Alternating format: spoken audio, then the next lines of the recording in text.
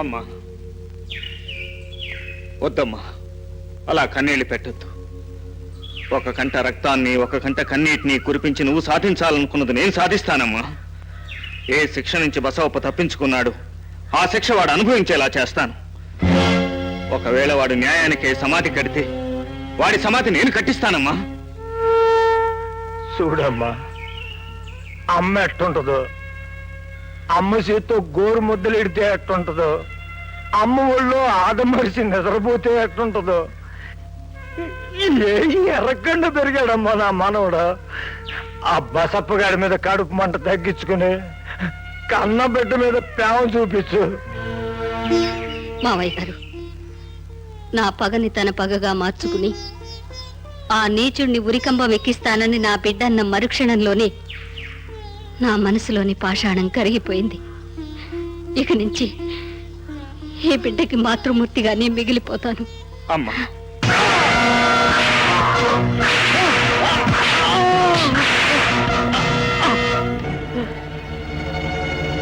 బాబు గారు, బాబు గారు, నేను నా భార్యను చంపాలని చూశాను, కానీ ఆ బోసుగాడు. అది ఎవరి మూలంగా బతికింది అన్నది కాదు ప్రశ్న. దాన్ని నువ్వు చంపకపోవడం వల్ల అది కోర్టుకొచ్చే కనకమాలక్ష్మ శ్రీకాంత్ కూతురేనన్న నిజాన్ని చెప్పింది. నీ అసమర్థత మూలంగా ఆస్తి దానిదో మాదో తేలే వరకు ఆస్తి కోర్ట్ హ్యాండ్ ఓవర్ ఉంటుంది.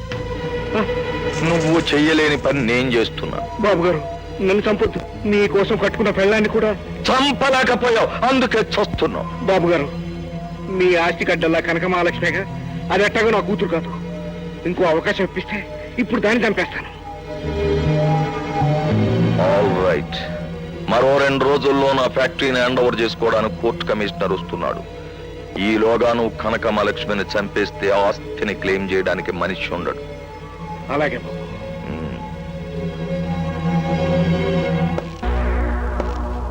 శోభనాద్రి, ఈ కొండయ్య తప్పించుకోకుండా నీ మనుషుల్ని ఏర్పాటు చేయి. ఏమిటి ఆలోచిస్తున్నావు? ఎక్కడ పుట్టి ఎక్కడ పెరిగి ఎక్కడికి చేరాను అని తలుచుకుంటే అంత అయోమయంగా ఉంది. నాన్న వాళ్ళు నీకు దూరం అయినా నేనున్నా.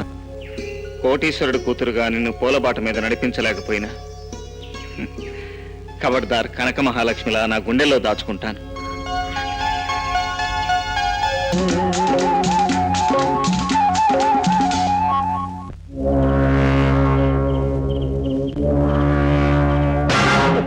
నమస్కారం అండి. దండాలు దశకాలు సరే, ఏడకెందుకు వచ్చా? మస్కా కొట్టడానికా? నా కూతురు కోసం వచ్చాను. ఇంకా నీ కూతురేందయ్యా కోర్టు కాదన్నాక? ముళ్ళు కర్రీ ఇచ్చానంటే 30 రోజులు పడకేస్తావు. మరి అది గల్లు వెళ్ళచ్చా? వెళ్తావా? ఏ చేయమంటావా? అనేమనుకో, నీకు తెలవదమ్మా. చేలో కలుపు చెప్పులో ముళ్ళు ఎట్టాటియో సెట్ చేసే ఇల్లు అట్టాటోళ్ళే. ఇలా నమ్మకూడదా? ఏమండి, నేనేం కనకమహాలక్ష్మి ఆస్తి కోసం ఆశపడటం లేదు. సమాధి దగ్గరికి వెళ్లి దీపం వెలిగించబోతుంటే నేను చేసిన పాపం గుర్తుకొచ్చింది. ఏ చేతులతో ఇన్నాళ్ళు నా భార్యను హింసించానో ఆ చేతులతో దీపం వెలిగిస్తే తన ఆత్మకు శాంతి ఉండదు. అందుకే కూతురుగా నా కూతురు కోసం వెతుకుంటూ ఇక్కడికి వచ్చాను. అమ్మా లక్ష్మి, ఒక్కసారి సమాధి దగ్గరికి వచ్చి కడసారిగా దీపం వెలిగించమ్మా. ఒరా పెళ్ళాం సత్యగా నీకు బుద్ధి రాల. ఎల్లమ్మా ఎల్లు. ఈడి కోసం కాకపోయినా ఆ దేవత కోసమైనా ఎల్లు వెలిగించాల. ఎల్లమ్మా ఎల్లు ఎల్లు ఎల్లు. తీసుకెళ్ళా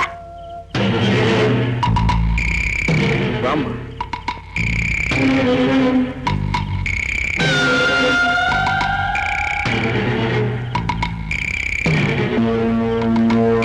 ఇదేనమ్మా మీ అమ్మ సమాధి.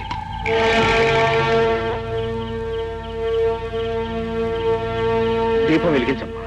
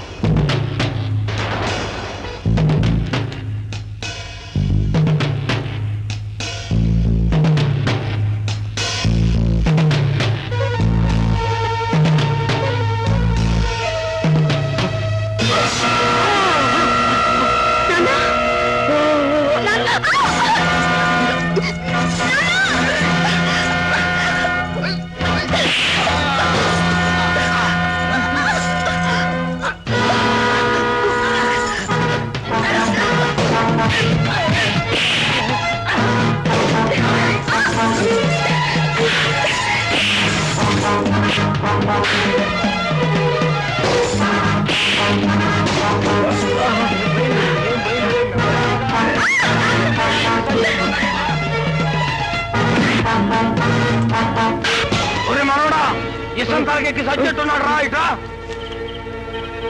కొట్టు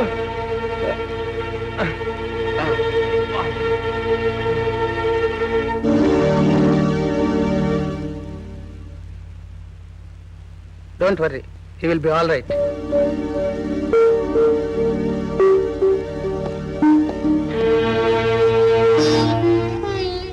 అమ్మా, నీ ఉసురు పోసుకోవాలని చూసి నాకు ఊపిరి పోయించావమ్మా. నువ్వెంత కసాయపడివైనా చిన్నాళ్ళు నన్ను పెంచిన తండ్రివి కదా నాన్న. వద్దమ్మా, తండ్రి అనే మాటకే రోత పుట్టించిన మనిషినమ్మా నేను. నన్ను నాన్న అని పిలిస్తే నువ్వు రాక్షసుడు బిడ్డవైపోతావమ్మా. కొండయ్య, ఇంతకాలం నువ్వు ఎదుటి వాళ్ళ రక్తాన్ని కళ్ళ చూశావు. ఇప్పుడు కంటి నిండా నీళ్లు పెట్టుకున్నావు. అదే నీలో పశ్చాత్తాపాన్ని చూపిస్తోంది. బోసు బాబు, నువ్వు నన్ను బతికించావు. నేను మీ అమ్మ నమ్మకాన్ని బతికిస్తాను. ఆ బసవప్ప చేసిన హత్యలకు, చేయించిన దుర్మార్గాలన్నిటికీ నేనే ప్రత్యక్ష సాక్ష్యం. వాళ్ళని పోలీసులకు చెప్పేస్తాను. ఈ నెల 30వ తారీఖున శ్రీకాంత్ గారి హత్య కేసులో ఎంక్వైరీ జరుగుతుంది. వేగంగా సాక్ష్యం చెప్పబోతున్నట్టు గానీ అతనికి తెలియకూడదు. అయ్యా, కనకమాలక్షమ్మ తప్పించుకుంది. కొండే కూలిపోయేట్టు ఉన్నాడు. తమ కొంప కూడా కూలిపోతుందేమోనన్న డౌట్. బసవప్ప చేసిన అన్యాయాలన్నీ వివరించి చెప్పాలి. నేను లేడే. రైతుల్ని తీసుకెళ్లేంత మాత్రాన ఆ పసుపు ఫ్యాక్టరీని వదిలిపెడతాడా? అవును బాబు, వాడు రక్తం రుచి మరిగిన పులి.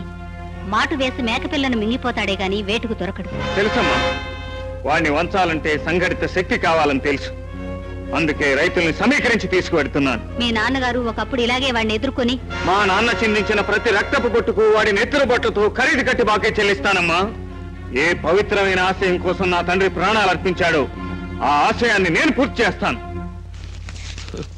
బ్యాలెన్స్ షీట్ తయారు చేశారా? రామస్వామి, చిత్రం చేశానండి. ప్లీజ్ బసవప్ప గారు ఊరుకోండి. మీరు ఈ ఫైల్ ఒకసారి చూసి సంతకాలు చేస్తే మిగతా అన్ని కార్యక్రమాలు నేను చూసుకుంటాను. ఫ్యాక్టరీని కన్న బిడ్డలా పెంచుకొచ్చాను. ఆ కొండయ్య గాడి పెళ్ళం ఆస్తి కోసం ఆడిన అబద్ధం కోసం ఇంత దారుణం జరిగిపోయింది. ఊరుకో రామస్వామి, ఊరుకో. కన్న కూతురు అత్తవారింటికి పంపేటప్పుడు బాధగా ఉండదు? అలాగే ఇదేను. 4 రోజులు పోయిన తర్వాత కాన్పు కోసం ఇలా ఇంటికి తిరిగి వచ్చినట్టు నిజాలు బయటపడి మన ఫ్యాక్టరీ మనకే వచ్చేస్తుంది. ఊరుకో. ఇదిగో సార్, వెళ్ళొస్తాను. ఫ్యాక్టరీని జాగ్రత్తగా చూసుకో. పద.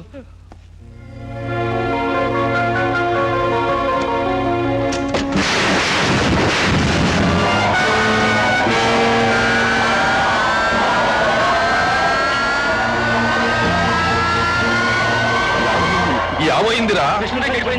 హరి హరి, దుర్ముహూర్తంలో ఫ్యాక్టరీ అప్పచెప్పాం. ఇలాంటిది ఏదో జరుగుతుందని నేను డౌట్ పడుతూనే ఉన్నాను. నా డౌట్ కరెక్ట్. మిషనరీ చెడిపోతే ఫ్యాక్టరీ మూతపడినట్టేనా బాబు గారు? నన్ను అడుగుతావేమిట్రా? కోర్టు వారు హ్యాండ్ ఓవర్ చేసుకున్నారు కదా. మిషనరీ ఏ జకోత్సవేకియా నుంచో తెప్పించి గవర్నమెంట్ ఎప్పటికో వేయిస్తుంది. ఎప్పటికోనా? అయితే వేల కొద్ది ఎకరాలు వేసిన చెరుకుపడినంత ఏం కావాలి? వంట చెరుకే వాడుకోండి. ఇదంతా కోర్టు గొడవల మూలంగా వచ్చింది. కోర్టులో బోసుగాడు కళ్ళబొల్లి కబుర్లు చెప్పి ఆగిపోయావేం బసవప్ప? ఎందుకు ఆపుతానయ్యా? నువ్వు ఆ కనకమహాలక్ష్మి కోర్టులో ఇచ్చిన వాంగ్మూలం వల్లే కదా ఫ్యాక్టరీ నా చేయి దాటిపోయింది.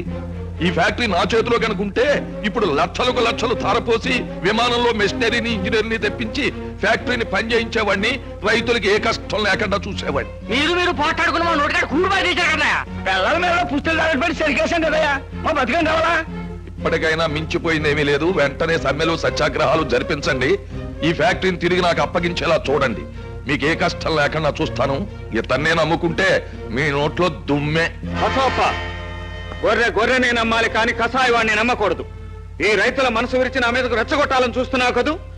నీ నక్క జిత్తులను నార కింద తొక్కేసి నీ దుర్మార్గాన్ని కాలరాస్తాను. నా సర్వస్వం ధారపోసైనా సరే చేలల్లో ఉన్న చెరుకు పంటను బెల్లపచ్చల కింద మారుస్తాను. జయం మాదేనని నిరూపిస్తాను.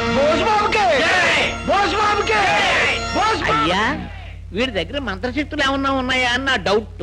రామస్వామి, నీ డౌట్ కరెక్టేనయ్యా.